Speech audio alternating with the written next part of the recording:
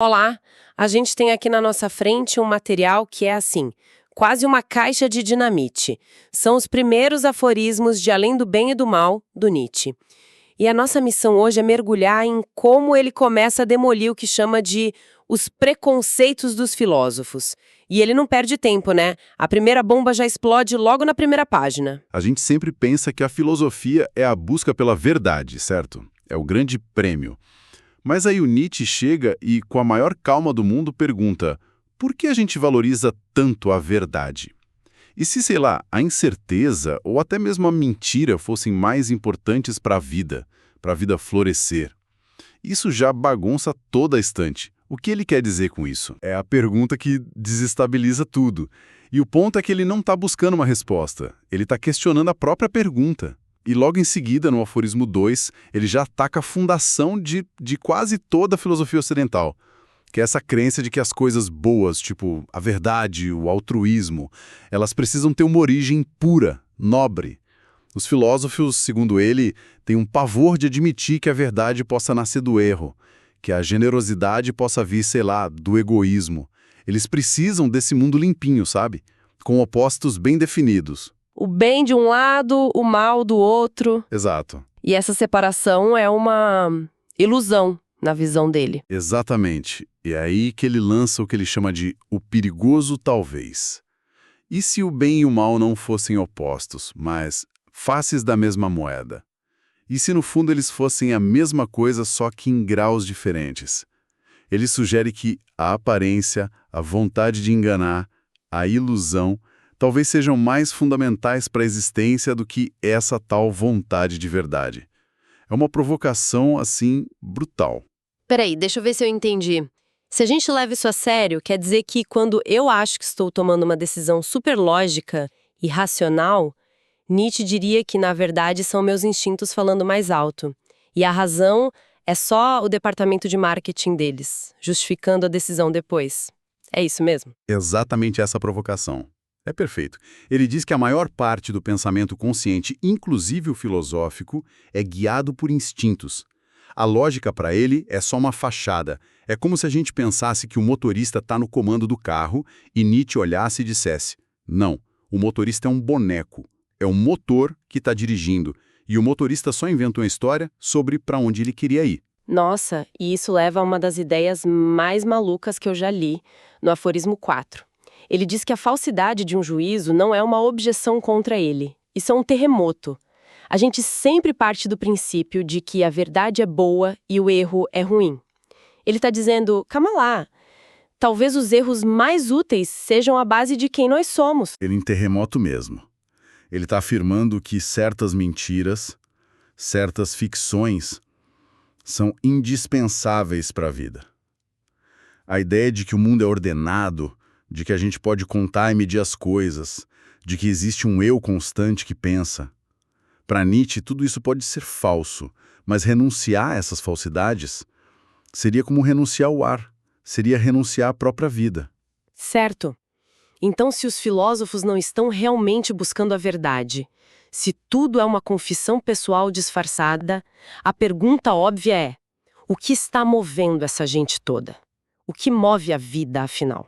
E é aí que ele joga na mesa o conceito que talvez seja o coração de toda a obra dele: a vontade de potência. A crítica que ele faz aos filósofos é que eles são, no fundo, advogados dos seus próprios preconceitos. Uma grande filosofia, diz ele, não é uma descoberta, é uma confissão. É o autor revelando sem querer qual dos seus instintos é o chefe. E ele dá exemplos disso, né? Ele não deixa a acusação no ar. De forma alguma. Ele tira um sarro do jeito que o Kant constrói toda aquela lógica para chegar no imperativo categórico, dizendo que aquilo é quase um teatro de uma virtude forçada, uma hipocrisia engomadinha. Ou quando ele olha para a filosofia do Spinoza, toda montada naquela armadura matemática, e diz que aquilo é só uma máscara para esconder a timidez e a vulnerabilidade de um homem doente e solitário. Isso é cruel, mas ao mesmo tempo é muito humano. É quase como olhar o feed perfeito de alguém no Instagram e pensar: qual é a vulnerabilidade que essa perfeição toda está tentando esconder? Nietzsche está fazendo isso com os gigantes da filosofia. Exatamente. E isso nos leva de volta à sua pergunta. O que está por trás dessas máscaras? Não é um instinto de conhecimento. É algo muito mais fundamental. A vida, para Nietzsche, não quer em primeiro lugar se preservar. A autopreservação é só uma consequência. O que a vida quer, acima de tudo, é expandir sua força, é descarregar seu poder, é a vontade de potência. Ok, vamos tentar deixar isso mais concreto. Como a gente vê essa vontade de potência em ação? A gente pode pensar num atleta de elite. O objetivo principal do atleta não é apenas sobreviver ao treino, não é só se preservar. O objetivo é expandir os próprios limites, ficar mais forte, mais rápido, descarregar aquela energia. A autopreservação é consequência, mas o motor principal é essa vontade de mais. Nietzsche está vendo esse mesmo impulso em toda a vida, desde uma ameba até um filósofo. Entendi a analogia. E faz todo sentido com a crítica que ele faz aos estoicos. A máxima deles era viver de acordo com a natureza. E Nietzsche acha isso uma piada, certo? Uma piada hilária nas palavras dele, porque viver para Nietzsche é exatamente o contrário. Viver é querer ser diferente da natureza, é avaliar, preferir, impor a sua própria moral no mundo. Quando um estoico tenta impor a visão dele de uma natureza calma e racional, ele não está seguindo a natureza. Ele está exercendo a sua própria vontade de potência para tiranizar a natureza, para refazê-la à sua própria imagem. É um ato de poder. E essa lógica se aplica também à ciência, então? Porque a gente tende a pensar que as leis da física, por exemplo, são a descrição pura da realidade. Nossa, e Nietzsche diria que essa é a nossa ingenuidade moderna. Ele olha para os físicos que falam com tanto orgulho sobre as leis da natureza e diz que isso não é um fato, é uma interpretação. E uma interpretação que serve a um propósito muito específico: bajular os instintos democráticos da alma moderna. A ideia de que todos são iguais perante a lei, que a gente projeta no universo, é um preconceito político. Nossa! E qual seria a interpretação alternativa dele? Uma muito mais brutal e, na visão dele, mais honesta. E se a gente olhasse para os mesmos fenômenos e não visse leis democráticas, mas o triunfo impiedoso e tirânico de vontades de potência, onde cada força, a cada momento, vai até a sua consequência máxima, sem nenhuma lei para contê-la, apenas outras forças que se opõem. Para ele, o universo não é um parlamento, é um campo de batalha. Essa honestidade brutal ele aplica não só ao universo lá fora, mas ao nosso universo interior. Ele vai atrás daquela que parece ser a nossa certeza mais inabalável, o eu penso do Descartes. E aqui, gente, o chão some. Some completamente. Descartes disse: penso, logo existo. Era sua rocha firme. Nietzsche chega e pergunta: ok, mas quem garante que é eu que penso? E o que te dá o direito de separar o eu do pensar? E ele chega a uma conclusão desconcertante. Um pensamento ocorre quando ele quer, e não quando eu quero. Ou seja, eu não sou autora dos meus pensamentos, eu sou só o lugar onde eles acontecem? Exatamente. O eu talvez seja apenas o palco, e os pensamentos são os atores que entram e saem quando bem entendem. A ideia de que existe um eu por trás, um diretor, é mais uma daquelas ficções úteis. E isso desmonta completamente a nossa ideia de vontade, de livre-arbítrio. Desmonta, porque os filósofos tratavam a vontade como uma coisa simples, uma faculdade que a gente tem. Nietzsche diz que isso é um erro grosseiro. A vontade é, na verdade, uma estrutura super complexa. Ela envolve vários sentimentos ao mesmo tempo. Um pensamento que dá a direção e, o mais importante, um afeto, uma emoção. Que emoção é essa? A emoção do comando. O prazer da superioridade sobre algo que obedece, seja o nosso corpo, seja outra pessoa. Então, para Nietzsche, o que a gente chama de livre-arbítrio não é uma faculdade metafísica. É esse complexo estado de prazer que a gente sente quando nossa vontade supera uma resistência e a ação acontece. É um sentimento de poder. Então, o livre-arbítrio é só um nome que a gente dá para a sensação gostosa de estar no controle. Simplificando, sim. É a sensação de ser, ao mesmo tempo, quem manda e quem obedece e executa com sucesso. E aí vem o golpe de mestre dele. Ele não diz apenas que o livre-arbítrio é uma ilusão. Ele diz que o seu oposto, o determinismo, a vontade não livre, também é uma invenção. Ambos são usos indevidos dos conceitos de causa e efeito, que, segundo ele, não existem no mundo em si. Nós os inventamos para tentar dar sentido ao caos. Ok, vamos tentar amarrar tudo isso. A grande demolição de Nietzsche aqui no começo parece ser uma só. Ele está dizendo que toda a nossa busca por uma verdade pura, objetiva na filosofia, na ciência, na moral, é uma grande autoenganação. No fundo, é sempre a nossa vontade de potência, nossos instintos, querendo impor uma ordem no caos para que o nosso tipo de vida possa florescer. E a verdade é só a ferramenta que a gente inventou para fazer isso parecer nobre. Essa é a síntese perfeita. Ele está trocando a pergunta "o que é verdadeiro?" pela pergunta "que tipo de vontade de potência produziu essa verdade?" A que tipo de vida essa interpretação serve? E depois de demolir tanta coisa, ele deixa alguma pista do que construir no lugar? Ele deixa um desafio. Ele diz que a psicologia até hoje esteve paralisada por preconceitos morais, com medo de olhar para o porão da alma humana. Ele propõe uma nova ciência, que ele chama de morfologia e genética da vontade de potência. Uma psicologia que finalmente teria coragem de admitir que os instintos que a gente chama de maus, o ódio, a inveja, a cobiça, o desejo de dominar, não são defeitos a serem consertados. Eles são o quê, então? São condições fundamentais da vida, tão essenciais quanto os instintos bons. E mais, os bons só existem por causa dos maus. Eles crescem juntos, entrelaçados. Para a vida se intensificar, talvez ambos precisem ser intensificados. E isso nos deixa com uma questão final para refletir. Se a gente aceitar, mesmo que como um exercício mental, a provocação de Nietzsche, se admitirmos que até as paixões que consideramos mais negativas são expressões essenciais da força vital, o que isso significa para nossa moralidade, para nossa compreensão do que é ser humano? O que a gente descobre sobre nós e sobre o mundo se, como ele nos convida, a gente ousar navegar em linha reta acima da moral? Sabe, uma ideia que me pegou outro dia, a de que talvez a gente, no fundo, goste de ser enganado. Goste como? Tipo, que a ignorância não seja um acidente, sabe?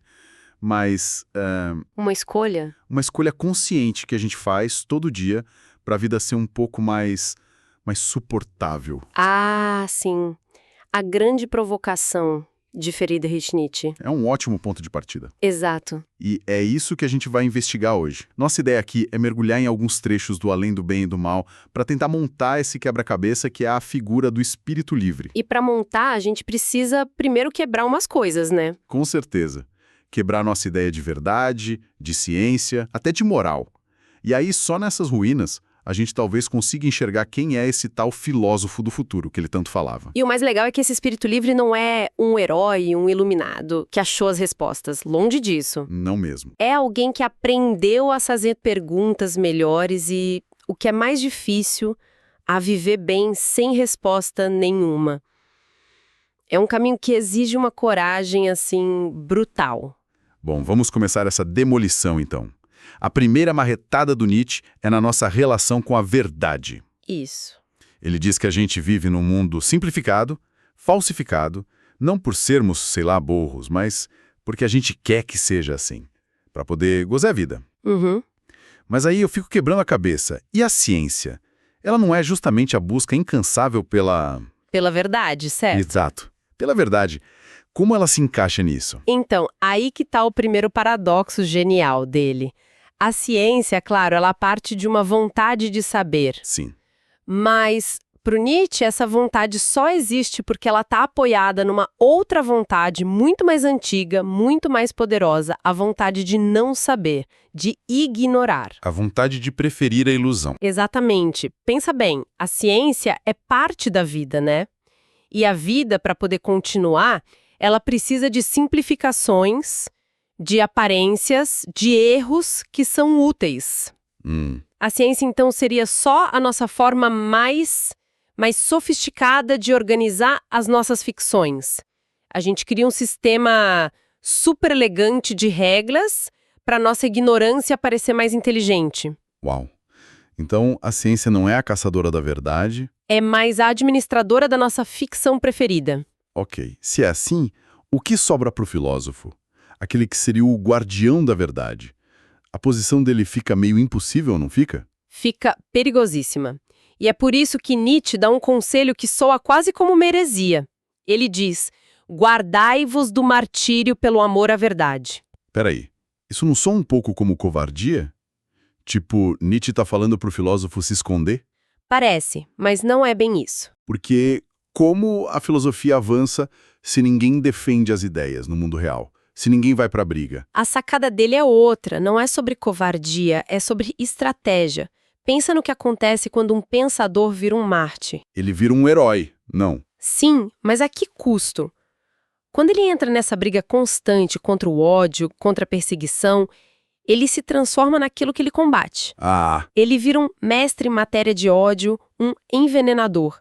A luta contamina a alma, sabe? Ele perde o que o Nietzsche chama de humor filosófico, aquela capacidade de ver as coisas de cima com leveza. faz sentido. A luta te deixa amargo. Exato. Pensa num Giordano Bruno. A gente admira o sacrifício, mas Nietzsche nos pergunta: será que o ressentimento tomou conta? A solução dele é a astúcia. Use máscaras, encontre a boa solidão. A máscara não para se esconder, mas para se proteger. Perfeito. Para preservar a lucidez. A verdade não precisa de guarda-costas raivosos. Entendi. Isso me leva direto para a imagem da Torre de Marfim. Ele diz que o pensador superior busca esse lugar instintivamente, para fugir do barulho da massa. Sim, é um movimento natural de autopreservação. Parece um elogio total ao isolamento, mas aí ele dá uma virada na história. Exato. A Torre de Marfim é só o primeiro estágio. É onde você afia suas ferramentas, digamos assim. Mas o filósofo que está destinado ao conhecimento de verdade, em algum momento tem uma epifania. E qual é? A de que a regra é mais interessante que a exceção. O que isso quer dizer na prática? Porque a massa, o povão, seria mais interessante que o gênio isolado. Pensa num biólogo. Ele pode até ficar fascinado por um bicho exótico de duas cabeças, a tal da exceção. Certo. Mas para entender a vida, a evolução, o ecossistema, ele precisa estudar as formigas, os peixes, as árvores, a regra. Ah, entendi. É na massa, no homem comum, que estão as grandes forças que moldam o mundo. Os instintos, os medos, as crenças que movem a história. Por isso o filósofo precisa descer da torre, mesmo que sinta nojo, e mergulhar na lama da regra. E como ele faz isso sem se afogar? Ele busca informantes.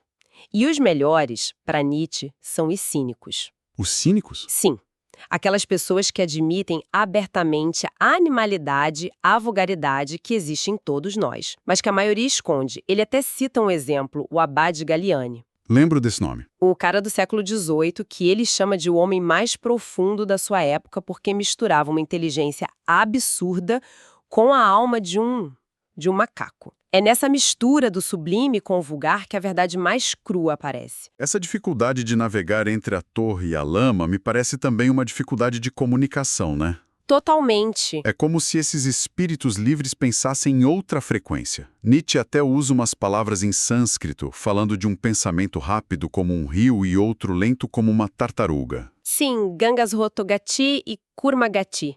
E essa diferença de ritmo é mais profunda do que só as palavras. Ele diz que o mais difícil de traduzir entre duas culturas não é o vocabulário. É o que então? É o ritmo do estilo. É quase fisiológico, entende? É como se algumas pessoas pensassem num ritmo de Fórmula 1 e outras num ritmo de trator. E a língua de cada um já vem com uma marcha pré-definida. É por isso que ele detonava a língua alemã. Exato. Falava que o alemão não consegue ter a rapidez, a malícia de um Maquiavel. Achava uma língua pastoral demais. Pastoral? Mas ele dá uma imagem linda do oposto. Ele conta que, no leito de morte de Platão, debaixo do travesseiro dele, não acharam um texto de filosofia, um livro sagrado. E o que acharam? Acharam uma cópia de Aristófanes, o mestre da comédia grega. Que incrível! É o jeito do Nietzsche dizer que até o maior gênio da história precisa de uma boa comédia para não enlouquecer. A seriedade sozinha não dá conta da vida. Precisa da gargalhada, da ironia. Ok, se a verdade é uma ficção negociada e a gente vive em ritmos diferentes, o que acontece com a nossa moral? Com o nosso senso de certo e errado? Isso também precisa ser demolido? Com certeza, e aqui vem a parte talvez mais radical da demolição. Manda. Nietzsche diz que a humanidade passou por um período que ele chama de pré-moral. Nele, uma ação era julgada só pelas consequências. Matou alguém, ruim. Salvou alguém, bom.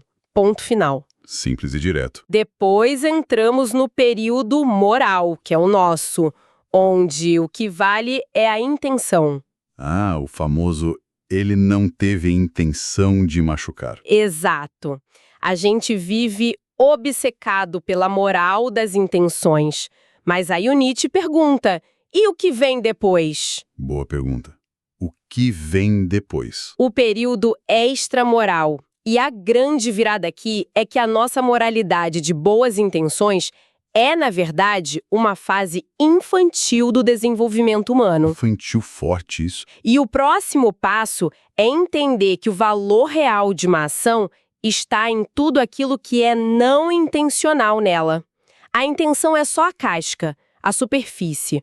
O que importa são os instintos, os impulsos. Aquilo que vem de um lugar que a gente nem controla. Precisamente. Isso vira tudo de cabeça para baixo. Quer dizer que ser uma boa pessoa tem menos a ver com o que a gente decide e mais com o que a gente é, no fundo? Exatamente. E isso se conecta com a ideia de que a aparência não é pior que a verdade. Certo. Ele joga a última bomba. Por que a verdade seria mais valiosa que a aparência?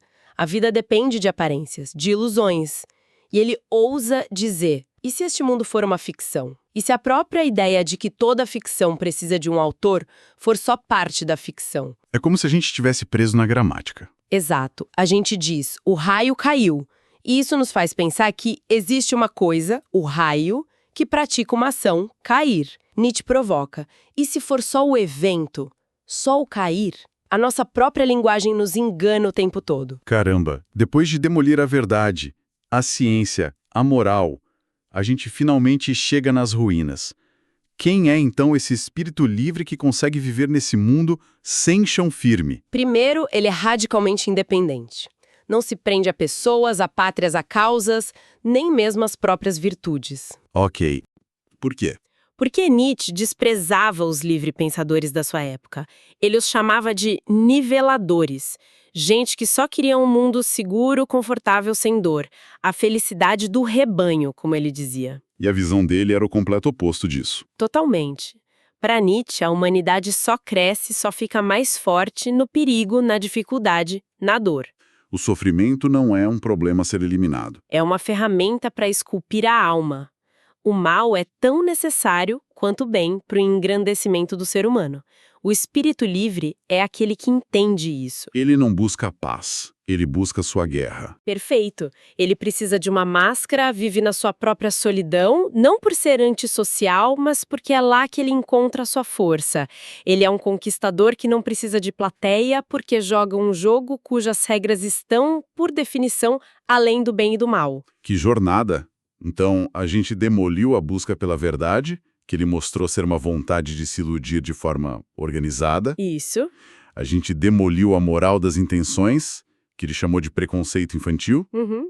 E no lugar do pensador tradicional, que vira um mártir amargurado, a gente esboçou esse espírito livre, um tipo novo de filósofo que dança com incerteza e usa máscaras não para se esconder, mas para poder enxergar melhor. Exato. E isso nos deixa com uma pergunta final, que é quase um desafio dele pra gente. Qual seria? Nietzsche sugere que as coisas mais profundas do mundo odeiam a luz do dia, que elas precisam da proteção de uma máscara para sequer existirem. E ele nos força a pensar, e se a gente removesse todas as nossas máscaras? As convenções sociais, as verdades confortáveis, a moral que nos guia? Se a gente tirasse tudo, O que sobraria de nós? A gente teria coragem de encarar o que encontrar por baixo de tudo isso? Olá! Hoje a gente vai mergulhar num material que é denso, provocador e que até hoje causa um certo desconforto. Com certeza. Estamos com trechos de Além do Bem e do Mal, de Friedrich Nietzsche, e a nossa missão aqui é tentar entender a análise psicológica que ele faz do chamado fenômeno religioso. Exatamente. E é muito importante deixar isso claro desde o início, né? O nosso papo aqui não é sobre teologia, sobre a verdade ou a falsidade da fé. Não, de forma alguma. A gente vai seguir o caminho que o Nietzsche propôs. É tratar a religião como um sintoma, sabe? Um produto fascinante e, claro, complexo da alma humana. Ele olhou para a fé e perguntou: de onde isso vem? O que isso faz com a gente? Certo, é essa investigação que a gente vai desvendar. E ele já começa assim, com os dois pés na porta. A primeira ideia que salta aos olhos é que, para Nietzsche, a fé, especialmente a cristã dos primórdios, não tem nada de simples ou reconfortante. Nada mesmo. Pelo contrário. Ele olhava para figuras como o filósofo Pascal, por exemplo, e enxergava ali o que ele chamou de um lento suicídio da razão. A ideia era que a fé não pedia só crença, ela pedia um sacrifício total. Total em que sentido? Sacrificar a liberdade, a independência do espírito, o orgulho. Era, nas palavras dele mesmo, uma espécie de automutilação da mente, uma autoescravização voluntária, que para ele era profundamente cruel. Essa ideia de crueldade contra si mesma é muito forte. E ele eleva isso para um nível global quando fala do símbolo máximo do cristianismo, que é a cruz. Exato. Hoje é um símbolo que a gente vê em todo lugar, mas ele nos lembra que, para o mundo antigo, aquilo foi um choque absurdo. Um choque e, mais do que isso, um paradoxo aterrorizante. A fórmula Deus na cruz. Para a sensibilidade da antiguidade clássica, isso era tipo impensável. Uma inversão completa de tudo que era considerado nobre e valioso. E é aqui que entra uma das ideias mais famosas e talvez mais mal compreendidas dele, né? A moralidade de senhores e a moralidade de escravos. Isso, vamos com calma aqui, porque esse conceito é central para entender tudo. Certo. O que exatamente ele quer dizer com esses dois tipos de moralidade? Olha, é fundamental entender isso. Para Nietzsche, a moralidade de senhor, ela nasce dos fortes, dos nobres, dos governantes. Eles olham para si mesmos e dizem: bom é tudo que é como nós, poder, força, orgulho, coragem. E o mal? O mal é simplesmente o que é fraco, covarde, desprezível. Já a moralidade de escravo, ela nasce do outro lado. Nasce dos oprimidos, dos fracos, dos sofredores. Ah, tá. E como eles não podem se vingar na prática, eles se vingam nos valores. Eles dizem: vocês poderosos são maus. Nós, os humildes, os piedosos, os sofredores, nós é que somos os bons. Entendi. Então a moralidade de escravo basicamente inverte a equação, transforma a fraqueza em virtude. Exatamente. E para Nietzsche, o cristianismo foi a vitória mais espetacular e duradoura dessa moralidade de escravo. Aquele Deus na cruz foi a vingança simbólica do oprimido contra os valores de Roma. Contra a nobreza que afirmava a vida e o poder. Isso. Foi o começo de uma rebelião de valores que, segundo ele, dura 2 milênios e é muito mais profunda que qualquer revolução política. Rebelião de valores é poderosa. Mas ele não para na análise histórica, né? Ele mergulha fundo na psicologia do indivíduo. Sim. E aí, a análise fica quase clínica. Ele fala de uma neurose religiosa e associa um coquetel que ele considera perigosíssimo para a psique: solidão, jejum e abstinência sexual.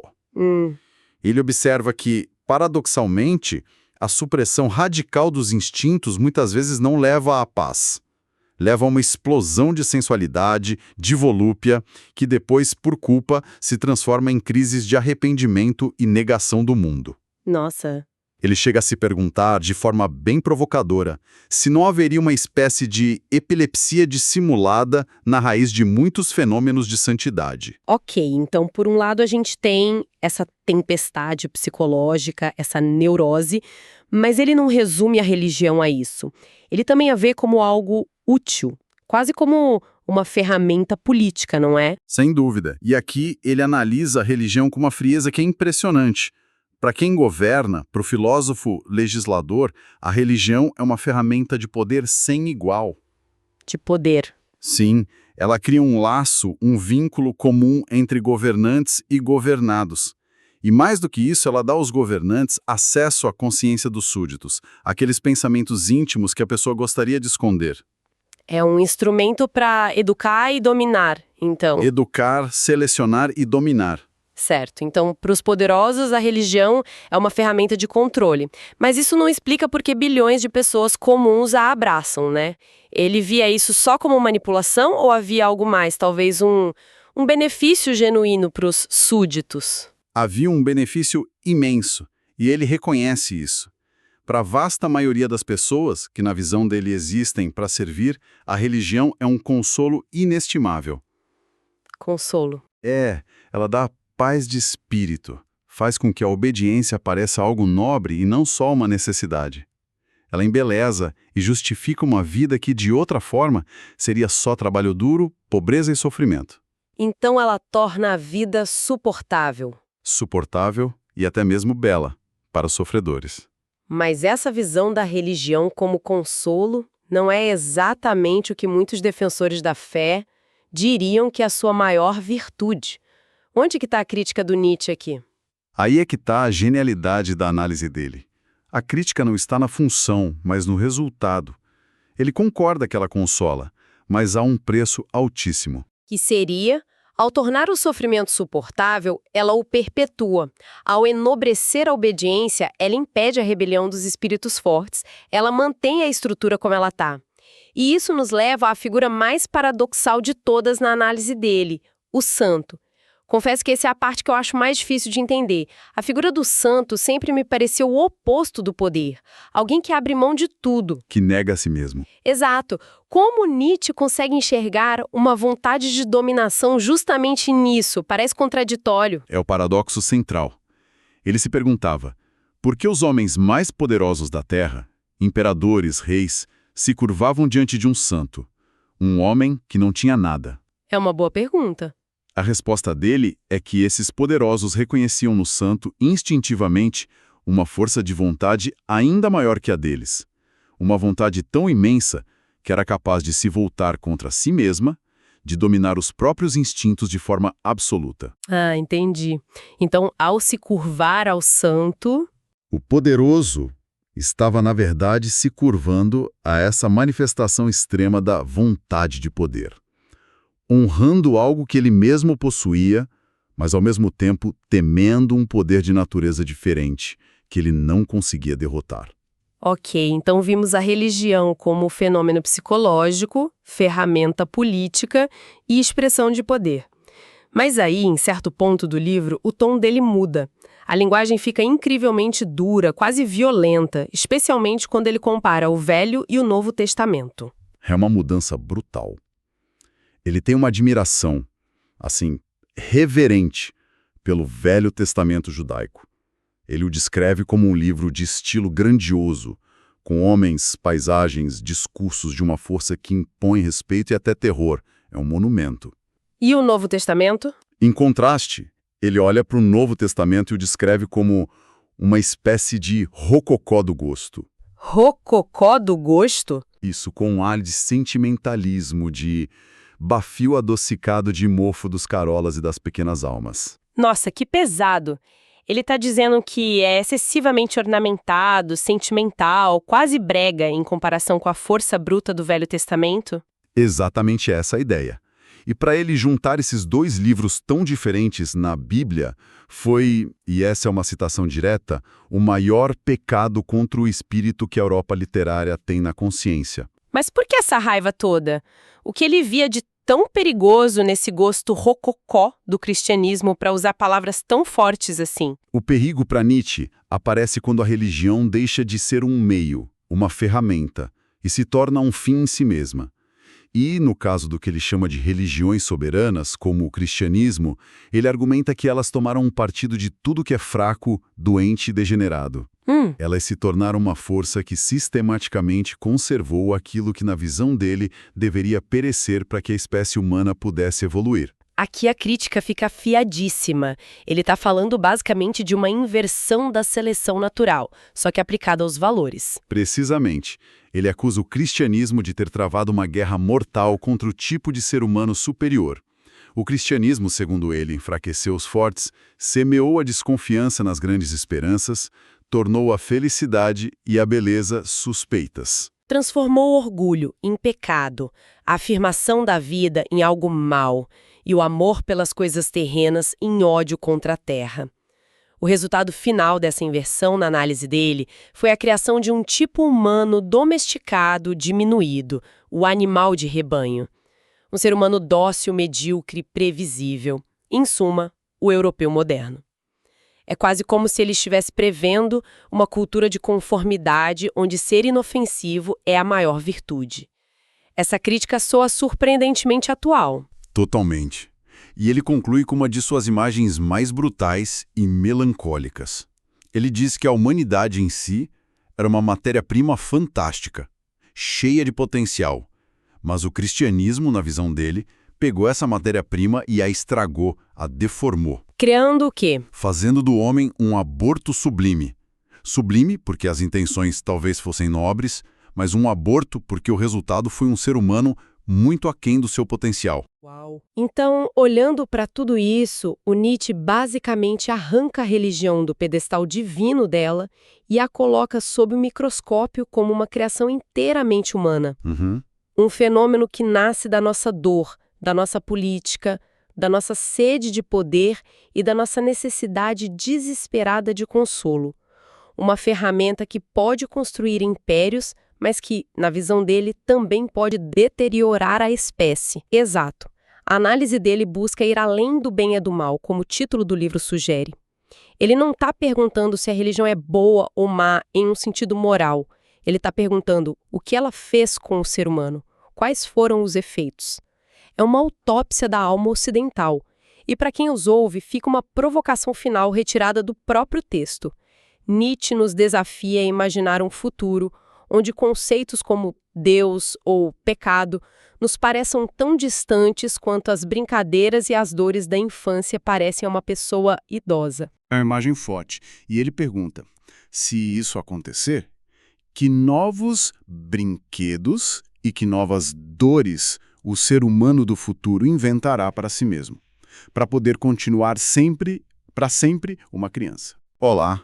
Então, hoje a gente vai mergulhar numa série de pílulas de pensamento de um dos filósofos mais explosivos de todos os tempos, Friedrich Nietzsche. As nossas fontes são um conjunto de aforismos, sabe? Frases curtas, afiadas, do livro Além do Bem e do Mal. E a nossa missão aqui é usar essas ideias para investigar uma pergunta que é bem desconfortável. Será que as nossas maiores certezas sobre a verdade, sobre o que é certo e errado, e até sobre o amor, são, na verdade, as nossas mentiras mais úteis? Nossa, é uma ótima forma de colocar a questão. Porque é exatamente isso que Nietzsche nos convida a fazer, né? Ele não entrega respostas prontas, cada aforismo é como uma ferramenta, um martelo, que ele nos dá para que a gente mesmo possa testar a solidez dos alicerces do nosso pensamento. O objetivo não é concordar, mas sim ter a coragem de questionar. E a gente vai ver que muitos desses alicerces talvez não sejam tão firmes quanto parecem. Vamos começar então pelo primeiro pilar que ele tenta derrubar. A ideia de verdade com V maiúsculo. Tem um aforismo, o de número 64, que já chega com os 2 pés na porta. Ele diz que a ideia de ciência pela ciência é a última cilada que a moral nos arma. Isso sempre me pareceu estranho. A busca pelo conhecimento não é a coisa mais nobre que existe? O que há de errado nisso? Então, o ponto dele não é atacar a ciência em si. É a fé cega na ciência. Sabe? Aquela crença de que o cientista é uma figura, sei lá, neutra, quase um sacerdote num laboratório buscando uma verdade pura, desinteressada. Para Nietzsche, não existe busca desinteressada. Por trás do lema ciência pela ciência existe uma vontade de ordenar o caos, de encontrar segurança, o que para ele é, no fundo, uma fraqueza. É uma moral que diz a verdade acima de tudo, mesmo que ela nos destrua. Entendi. Então, quando ele fala que é uma forma de ascetismo, como as fontes mencionam, é como se o cientista estivesse se punindo, abrindo mão da vida, da alegria, em nome de uma verdade fria e abstrata. Exatamente. É a negação dos instintos vitais em nome de um ideal. É a mesma lógica do mártir que se sacrifica por uma causa, sabe? Isso nos leva a outra imagem incrível que ele usa, no aforismo 81. Ele pergunta: é terrível morrer de sede no mar. A gente precisa mesmo colocar tanto sal na nossa verdade a ponto dela não matar mais a sede de ninguém? Nossa, essa metáfora é fantástica. Uma verdade que não serve para a vida, que não nos nutre. É como água salgada. Tem toda a aparência de água, mas só deixa com mais sede. Pois é exatamente isso. A verdade de Nietzsche tem que ser útil para a vida. Tem que nos tornar mais fortes, mais potentes. E aí a gente pode até traçar um paralelo com hoje. Pense em certas áreas da tecnologia, onde se desenvolve um algoritmo só porque é possível, sem perguntar se essa verdade algorítmica vai nos ajudar a viver melhor, ou se só vai criar mais isolamento, mais problemas. A verdade para Nietzsche precisa matar a sede. Se não serve para isso, não serve para nada. Certo. Mas se a verdade não é objetiva, mas uma ferramenta que deve servir à vida, isso bagunça completamente a nossa noção de moralidade, não é? Porque a gente tende a pensar que o bem e o mal são coisas fixas. Universais. E aí que entra o golpe mais forte de Nietzsche. No aforismo 108, ele diz: não existem fenômenos morais, mas apenas uma interpretação moral dos fenômenos. Espera aí. Quer dizer que um leão caçando uma gazela não é mal? É só a natureza em ação? E a gente, como seres humanos, faz a mesma coisa? Primeiro a ação acontece e só depois a gente cola um rótulo de bom ou ruim nela? É por aí? É exatamente por aí. A ação em si é neutra.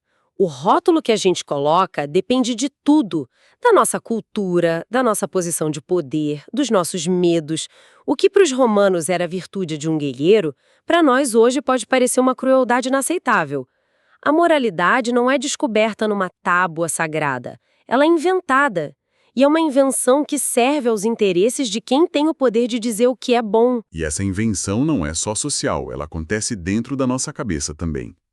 O aforismo 68 é uma descrição quase clínica disso. Ele cria uma pequena cena. A memória diz: eu fiz isso.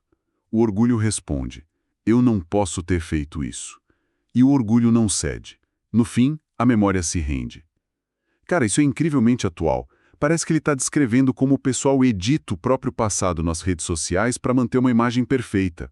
A analogia é perfeita. O orgulho é o guardião da nossa autoimagem, da história que contamos a nós mesmos sobre quem somos, e essa história é muito mais importante para o nosso funcionamento psicológico do que a fidelidade aos fatos. Para proteger a imagem de que somos coerentes, honrados ou vítimas, nós estamos dispostos a distorcer, esquecer e reescrever o passado. A memória cede porque, para sobrevivermos psicologicamente, a narrativa do orgulho é mais essencial.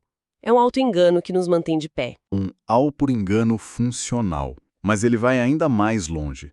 No aforismo 116, ele diz algo que soa quase perigoso. Que os grandes momentos da nossa vida acontecem quando temos a coragem de rebatizar o que há de mal em nós como o que há de melhor. Sabe, isso sempre me deixou um pouco desconfortável. Não é uma porta aberta para justificar qualquer atrocidade? A primeira leitura choca, sem dúvida. Mas ele não está dizendo para celebrar a crueldade. É um chamado para uma honestidade brutal consigo. Em vez de reprimir nossos impulsos mais sombrios, a raiva, a inveja, a ambição, o egoísmo e fingir que eles não existem, a proposta é reconhecê-los. Olhar para eles e perguntar: Da onde vem essa força? Como eu posso canalizar essa energia, que a moralidade chama de mal, para algo criativo, para me superar, para construir algo? É sobre integrar a própria sombra, sabe? Em vez de viver uma vida inteira tentando escondê-la. É tomar posse de quem se é por completo. Tomar posse de si por completo. E essa ideia de ser honesto sobre nossos impulsos e paixões fica ainda mais complicada quando a gente joga outra pessoa na equação. O que nos leva ao terceiro tema: amor e relações humanas. E aqui ele continua jogando bombas. No aforismo 67, o amor por um único ser é uma barbárie, porque acontece às custas de todos os outros. Uau, barbárie. Ele está basicamente dizendo que o amor romântico é egoísta. Exatamente. A palavra barbárie aqui não é um xingamento, é uma descrição. Pense bem, o que é o amor romântico apaixonado? É uma concentração absurda de energia, tempo, recursos e afeto em uma única pessoa. Por definição, essa dedicação exclusiva significa que você está negligenciando todo o resto do mundo. Nesse sentido, é um ato bárbaro, selvagem, possessivo e exclusivo. Ele está desconstruindo a imagem idealizada do amor como algo puro e altruísta. O amor, para ele, é uma expressão poderosa da vontade, não da abnegação. É uma visão bem menos poética. E ele continua essa análise afiada quando fala das relações entre homens e mulheres. No aforismo 85, ele afirma que as mesmas paixões no homem e na mulher têm um ritmo diferente, e é por isso que eles nunca param de se desentender. Ele parece sugerir um eterno mal-entendido. Sim, um mal-entendido fundamental. A ideia dele é que, nas relações, raramente vemos a outra pessoa como ela realmente é. O que vemos é uma tela em branco onde projetamos nossos próprios ideais, nossas próprias necessidades. O homem projeta um ideal de feminilidade, a mulher um de masculinidade. A paixão pode ser a mesma, desejo, ciúme, mas a forma como cada um espera que essa paixão se manifeste, o ritmo dela, o que ela significa, é completamente diferente. O resultado é um conflito perpétuo entre duas projeções, não entre duas pessoas reais. E o que amarra tudo isso de forma genial é o aforismo 175 que diz: no fim, amamos o nosso desejo e não o objeto desejado.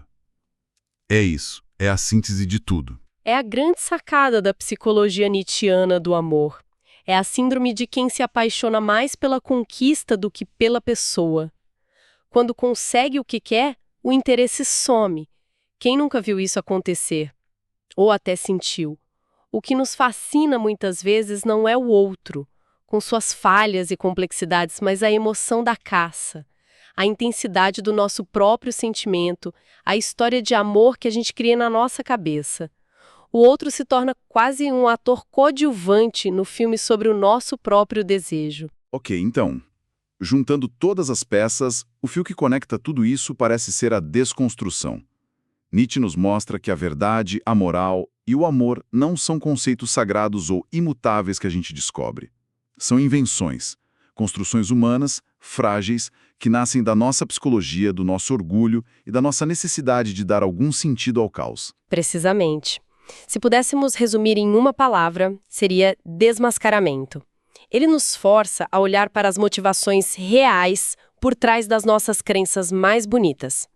O que está além do bem e do mal não é um lugar de anarquia, mas sim o terreno das forças brutas que realmente nos movem.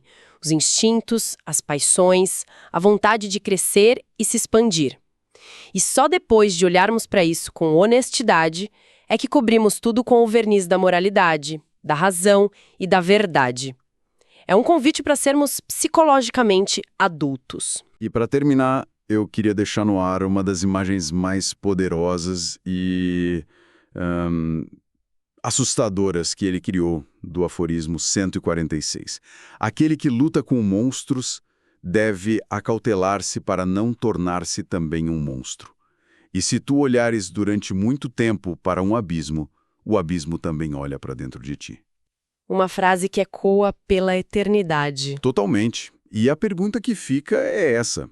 Ao mergulhar nessas ideias, Ao encarar o abismo da natureza humana que Nietzsche nos mostra, como a gente faz para não cair lá dentro? Onde fica a linha que separa uma análise crítica e honesta de nós mesmos do risco de cair num cinismo completo que nos impede de construir qualquer coisa, de ainda acreditar em algo? Essa é a questão para se levar para casa. Oi, pessoal, bem-vindos! Hoje o nosso mergulho é num tema que, olha, pega todo mundo. A moral. Com certeza. Mas assim, a gente não está aqui para discutir o que é certo ou o que é errado. A missão é outra, bem mais radical. Uhum. É tentar entender de onde, afinal, vem essa ideia de moral. E para guiar a gente nessa, a gente pegou um trecho de Além do Bem e do Mal, do filósofo Friedrich Nietzsche. Exato. E a proposta do Nietzsche é, virar a mesa. Em vez de aceitar a moral como uma verdade universal que a gente precisa só descobrir, sabe? Sim. Ele convida a gente a investigar a moral como se fosse, sei lá, a cena de um crime. Quem criou essa regra? Pra quê? Quais medos, quais desejos estão escondidos ali por trás de um dever? Genial. O ponto de partida dele já é demolidor. Ele sugere que quase toda a filosofia moral, até ele, não passava de uma tentativa bem sofisticada de justificar a moral que o próprio filósofo já seguia em casa. Ou seja, ninguém estava questionando de verdade, só queriam provar que o seu jeito de ver o mundo era o correto. Ok, vamos desempacotar isso. Vamos lá. Nietzsche começa com uma alfinetada daquelas. Ele diz que a tal ciência da moral era uma coisa nova, desajeitada. Grosseira, ele fala. Grosseira, isso. Enquanto o sentimento moral em si é algo super antigo, profundo, complexo. Ele acusa os filósofos de pegarem a moral como algo pronto, um fato. E aí tentavam construir uma base para ela. Exato. Em vez de fazerem a pergunta mais básica de todas, mas o que é isso, de verdade? E a crítica dele vai mais fundo. Ele diz que esses pensadores eram, assim, muito ignorantes sobre a diversidade da moral. Como assim? Eles olhavam para a moralidade da sua rua, da sua igreja, do seu país, e achavam que tinham visto o mundo. Para o Nietzsche, eles fugiram do problema real, Que é... que não existe a moral. Existem inúmeras morais, radicalmente diferentes, que competiram e ainda competem entre si. É como tentar entender a culinária mundial comendo só no restaurante da esquina. Perfeito, a analogia é essa. E ele tem um alvo perfeito para essa crítica, né? O filósofo Schopenhauer, Ah, sim. que resumiu toda a ética num princípio. Não fira ninguém. Pelo contrário, ajude a todos quanto puder. E Nietzsche praticamente gargalha dessa ideia. Ele chama de absurdamente falsa e sentimental. Por quê? Porque para ele a realidade fundamental do mundo não é compaixão, é o que ele chama de vontade de potência. Certo. E é bom explicar isso bem, né? Não é só vontade de dominar. Não mesmo. Não é ser um vilão de filme.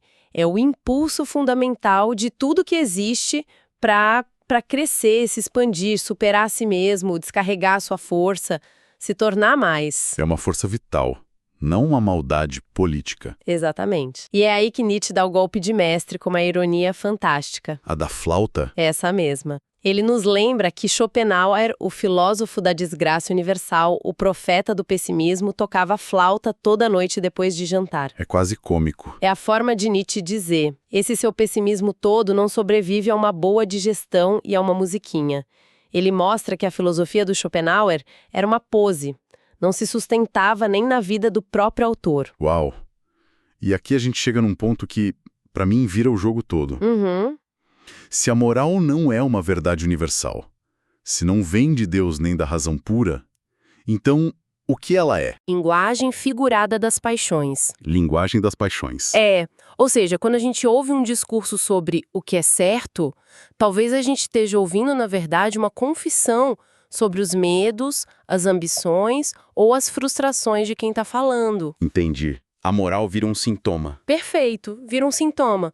Uma moral pode ser um jeito do autor se justificar, de se vingar de alguém, de se esconder ou até de se sentir superior. Ele dá exemplos, né? Sim, ele dá o exemplo da moral de Kant, que é baseada no dever. Nietzsche traduz isso de uma forma brutal. Como? Ele diz que, no fundo, a moral kantiniana está dizendo: O que é respeitável em mim é a minha capacidade de obedecer a uma regra, e o resto do mundo deveria ser obediente como eu. Nossa, Então, analisar uma moral para o Nietzsche é fazer uma espécie de raio-x da alma de um povo ou de uma pessoa. ok. Faz muito sentido. A moral como expressão de quem a cria. Mas aí ele introduz um paradoxo que me deixou pensando. Qual deles? Ele diz que toda moral é, no fundo, uma tirania contra a natureza. Só que, em vez de condenar isso, ele parece dizer que essa tirania é boa, que é necessária. Como assim? Essa é uma das ideias mais contraintuitivas e geniais dele. Ele usa uma analogia da arte. Certo. Pensa assim, o que faz um poema ser poderoso? Muitas vezes é a tirania do metro e da rima. O poeta não pode simplesmente deixar rolar as palavras, sabe? Ele tem uma estrutura para seguir. Exato. Ele é forçado a encontrar a expressão certa dentro de uma estrutura rígida. Essa luta, essa disciplina, é o que gera a força e a beleza. A liberdade artística não vem da ausência de regras, mas do domínio delas. Entendi a analogia com a poesia. É boa. Mas aplicar isso à história de um continente inteiro. Essa é uma afirmação gigantesca. Como ele conecta a tirania da rima com a história do pensamento europeu? Ele argumenta que a agilidade, a profundidade e a força do espírito europeu foram forjadas por milênios de obediência a leis arbitrárias. Leis arbitrárias? Tipo, Pensa na tirania intelectual da Igreja por séculos, forçando todo pensador a interpretar o mundo pelo mesmo filtro cristão. Ou a disciplina de ter que encaixar todo o argumento nas estruturas lógicas de Aristóteles. Nietzsche chama isso de escravidão espiritual. mas isso soa como uma defesa da opressão. É difícil de engolir a ideia de que a falta de liberdade é o que, no fim, nos torna forte. Pois é, mas o paradoxo se resolve no resultado. Essa longa e dolorosa disciplina, essa coação, segundo ele, ensinou ao espírito a ser paciente, astuto, profundo. Criou uma tensão que, quando finalmente foi rompida, liberou uma energia e uma curiosidade imensas. A natureza, para Nietzsche, não é boazinha. Ela não diz seja livre e feliz. Ela diz o quê? Ela diz obedeça a uma longa disciplina ou você e sua espécie perecerão. A força vem de superar essa disciplina, não de nunca tê-la conhecido. Ok, essa ideia da obediência cega, que pode nos fortalecer, é bem contraintuitiva. Mas o que acontece quando essa obediência vira a virtude principal de uma sociedade inteira? Imagino que é aí que entra o famoso conceito de moral de rebanho, certo? Precisamente. Se a obediência é a qualidade mais treinada na humanidade por milênios, é natural que ela se torne a maior das virtudes. A moral de rebanho é aquela que glorifica tudo que é útil para a sobrevivência do grupo, do coletivo. Tipo, Compaixão, moderação, gentileza, ser prestativo, são as qualidades que tornam a vida em comunidade mais fácil e segura. as virtudes do bom vizinho. Exatamente. E ele identifica a origem disso no que ele chama de insurreição dos escravos na moral, que teria começado com o povo judeu e se consolidado com o cristianismo. E qual é a lógica por trás disso? A lógica é, se você é fraco, oprimido e não pode vencer pela força, você vence mudando as regras do jogo. Ah, Você pega tudo que define seu opressor, a força, a riqueza, o orgulho, a crueldade e chama isso de mal, e tudo que define você, a humildade, a paciência, a pobreza, a capacidade de perdoar, você chama de bem. é uma vingança psicológica. Brilhante. E que inverteu todo o sistema de valores do Ocidente. E ele vê o movimento democrático, as ideias modernas de igualdade como uma continuação direta disso. Mas quais as consequências práticas quando essa moral vira a única aceitável? As consequências, por Nietzsche, são a mediocrização do ser humano. Numa sociedade estável e segura, onde os perigos diminuem, os instintos que antes eram virtudes. A coragem, a agressividade. Isso. A audácia, o desejo de poder. Tudo isso começa a ser visto como perigoso. O novo inimigo não é o bárbaro no portão. É o seu próprio vizinho, se ele for diferente ou se destacar demais. O medo ao próximo, como ele diz. o medo de qualquer um que se eleve acima da média. Exato. Tudo que é excepcional, forte, individual, é visto com desconfiança e caluniado como mal ou egoísta. A sociedade, segundo ele, chegou a um ponto de fraqueza em que se torna incapaz de punir, achando que castigar é injusto. E o objetivo final seria? Um mundo onde não haja mais nada a temer. Um mundo de conforto e segurança absolutos. O que, para ele, seria o fim de qualquer grandeza humana. É a imagem do homem transformado num animal de rebanho, feliz, mas pequeno e previsível. Exatamente isso. Espera um pouco. Essa visão dele sobre democracia como decadência é extremamente provocadora, para não dizer controversa. Muita gente veria isso como elitismo puro. Como ele defende essa ideia de que um futuro mais igualitário é, na verdade, um embrutecimento do ser humano? É uma acusação que ele recebe até hoje e é importante entender o argumento dele. Ele não está fazendo uma crítica política no sentido de prefiro monarquia à democracia. A questão não é o sistema, então. Não. A preocupação dele é com o tipo de ser humano que um sistema de valores produz.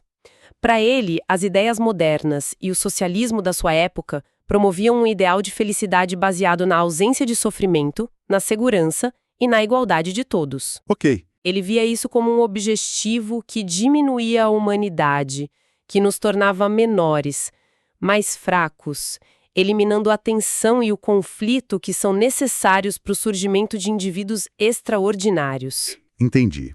Então, se a democracia e o ideal de igualdade são para eles sintomas de um declínio, onde diabos está a esperança? Qual é a saída? A esperança de Nietzsche não está em nenhum movimento de massa ou sistema político. Está no que ele chama de novos filósofos ou comandantes. Quem são eles? Indivíduos raros, espíritos fortes, independentes, que têm a coragem de olhar para além do bem e do mal estabelecidos e criar novos valores, dar um novo rumo, um novo propósito para a humanidade. E eles não aparecem em tempos de paz, né? De jeito nenhum. Eles surgem do caos. Faz sentido, dentro da lógica dele. Totalmente. Ele olha para a história e vê que os tipos humanos que ele mais admira, como César, Leonardo da Vinci ou até Napoleão, surgiram em épocas de transição violenta, de colapso de velhos valores. Eram homens cheios de instintos contraditórios, complexos, enigmáticos, mas com uma vontade poderosa para organizar o caos à sua volta. E a grande tarefa dele seria... Nas palavras dele, pôr um fim à terrível dominação do absurdo e do acaso que até agora se chamou história. Uau, é uma visão em tanto. Então, recapitulando a jornada. A gente partiu da crítica dele à filosofia moral como uma farsa bem-intencionada, passou a entender a moral como um sintoma das nossas paixões, viu o paradoxo da tirania que nos disciplina e fortalece, e, por fim, contrastamos a moral de rebanho que busca segurança com a esperança dele em indivíduos que criem novos valores. Isso. Isso me faz pensar, se a própria moral é uma construção, uma criação, até que ponto o resto da nossa realidade também não é? Você tocou no ponto final e talvez no mais radical de Nietzsche no texto. Ele diria que essa criação começa muito antes da moral.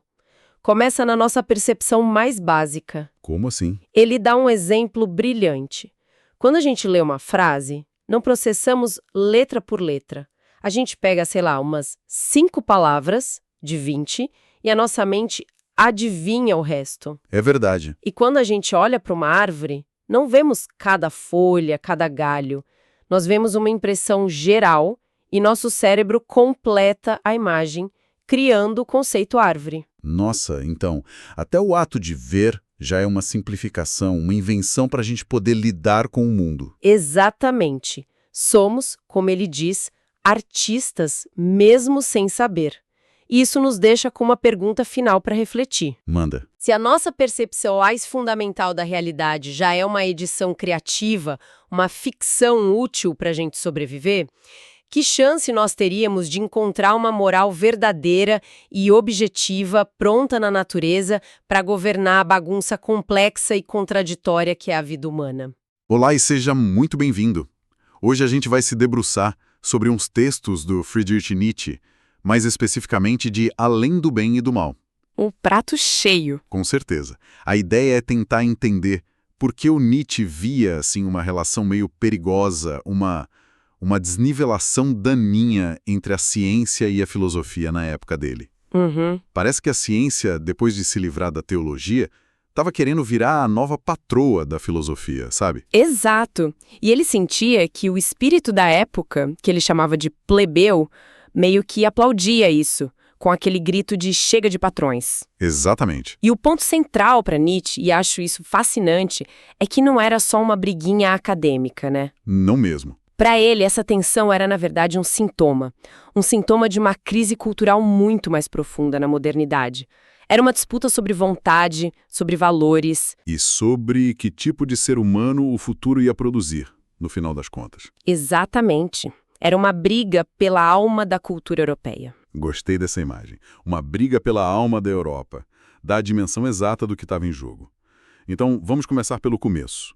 O Nietzsche não é nada gentil ao descrever os doutos, né, os cientistas e acadêmicos. Nada gentil é um eufemismo. Ele pega muito pesado. Ele via um desprezo vindo de todos os lados, assim. De que tipos, por exemplo? Olha, tinha o especialista, super focado na sua área, minúscula, que olhava com desconfiança para qualquer um que tentasse, sei lá, ter uma visão mais ampla. O famoso cada um no seu quadrado. Isso. Aí tinha o pragmático, o utilitarista, que olhava para a filosofia e pensava: que perda de tempo, isso não serve para nada, não dá lucro. E claro, sempre tinha aquele medinho de que a filosofia fosse só um misticismo disfarçado. Mas espere um pouco. Olhando de fora, essa atitude não é, de certa forma, compreensível? Como assim? Um cientista focado em dados, em resultados práticos. Não é natural que ele olhe com um certo ceticismo para a especulação filosófica? Nietzsche não está só, digamos, defendendo o próprio campo. É uma ótima pergunta porque toca no centro do argumento dele. Ele diria que sim, seria compreensível se a filosofia da época estivesse forte. Ah, entendi. Mas o que ele via era o que ele chamava de a miséria dos filósofos modernos. A filosofia tinha se encolhido, virado uma disciplina tímida, uma mera teoria do conhecimento. Com medo de fazer as grandes perguntas, então. Exato. Uma filosofia agonizante, ele diz. E claro, quando algo está morrendo, só inspira ou pena ou desconfiança. É nesse vácuo que a ciência, se sentindo toda poderosa, tenta tomar o poder. E ele usa uma analogia para descrever o homem de ciência que é brutal. Ele diz que o cientista comparado a um gênio criador se parece com uma solteirona. Pesado, né? Muito. Solteirona é quase um insulto pessoal. O que ele quer dizer com uma analogia tão provocadora? É provocadora de propósito. A ideia é que a solteirona, pelo menos no estereótipo da época, é alguém que não participa das duas funções que ele considera essenciais da vida: gerar e dar à luz. Criar e fecundar. Exato. O cientista, nesse retrato cruel que o Nietzsche pinta, seria alguém que apenas observa, cataloga, organiza o que já existe. Ele é um excelente organizador, mas ele não cria nada novo. Ele não é fértil, intelectualmente falando. Entendi. É a diferença entre organizar a biblioteca e escrever os livros que vão para a estante. E a descrição não para por aí, né? Ele continua o perfil psicológico desse douto. Continua e fica pior. Ele diz que é uma espécie sem nobreza, um trabalhador esforçado, paciente, metódico, mas sem a capacidade de liderar, sem autossuficiência. Ele precisa de validação externa. Totalmente. Ele depende do reconhecimento dos outros para acalmar uma desconfiança interna que ele tem. E o que é fascinante é a psicologia que ele aplica aí. Ele vê nesse tipo uma inveja grosseira e um olho de lince para encontrar qualquer defeitinho nas naturezas superiores nos gênios. É a síndrome do medíocre que precisa diminuir o grande para se sentir melhor. E isso leva a uma das ideias mais sombrias dele, eu acho, o jesuitismo da mediocridade. O que seria isso? Um tipo de boicote sutil dos medíocres contra os geniais. Exatamente isso. É um trabalho de demolição inconsciente. Não é um ataque direto, na cara. É um trabalho de formiguinha para despedaçar todo o arco tenso. Despedaçar todo o arco tenso. Que imagem. Ou seja, para relaxar toda ambição, toda busca por grandeza. É a mediocridade agindo em nome da compaixão ou da objetividade para nivelar tudo por baixo, para garantir que ninguém se destaque demais. Essa descrição do doutre invejoso é devastadora, mas Nietzsche vai além e descreve o que seria o ideal desse tipo de acadêmico. E a imagem que ele pinta é talvez ainda mais perturbadora. O tal do homem objetivo. Sim, o doutre ideal. Ele não ataca ninguém, não tem inveja aparente, ele é a ferramenta perfeita. E a metáfora central que Nietzsche usa é a do espelho. Um espelho. Um espelho polido perfeito. Ele se treinou para se colocar diante de qualquer coisa e apenas refletir. Sem paixão, sem julgamento, sem amor, sem ódio. Um espelho. Isso parece bom à primeira vista, não? Imparcial? Exato. Aí é que mora o perigo, para ele. Porque um espelho é só um instrumento, não é um fim em si. Ele reflete tudo, mas não tem nada dentro dele. E vazio. É vazio. A própria personalidade desse homem, para ele mesmo, é um acidente. Algo que atrapalha.